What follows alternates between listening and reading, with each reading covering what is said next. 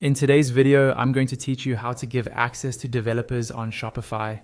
If you're working with a developer to customize your store, build an app, or troubleshoot technical issues, you'll want to give them the right kind of access without sharing your own login details. In this walkthrough, I'll show you exactly how to invite a developer to your Shopify store and what happens after you send the invite. First, start by going to your Shopify dashboard. This is the main admin area you see when you log into your store. Make sure you're logged into the correct store if you manage more than one, because the access you're about to grant will apply only to the store you're currently in. Once you're on the dashboard, look for the settings option. On desktop, this is usually at the bottom left of your screen. Go ahead and click on settings. This will open a new page with all of your store's configuration options. Inside settings, find and click on the users section.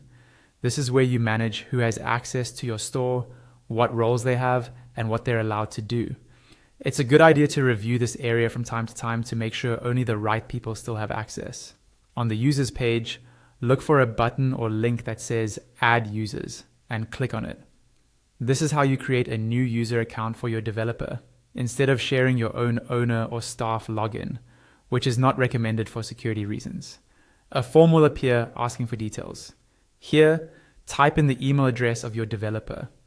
Double check that the email is correct, because Shopify will send the invitation to this address. If you make a typo, they won't receive it.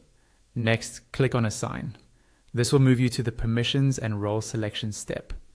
You'll see different access options here. Look for the option that indicates an app developer has full access to tools and development stores for building apps, and select it. This gives them the specific level of access they need to work effectively, without you having to manually toggle a lot of individual permissions. Once you've confirmed everything looks right, click on Save. After you do this, you can go back to the user's dashboard. You'll now see the developer's email listed there with the status of pending. It will stay in pending until they open the email from Shopify and accept the invitation. As soon as they accept it, their status will update and they'll officially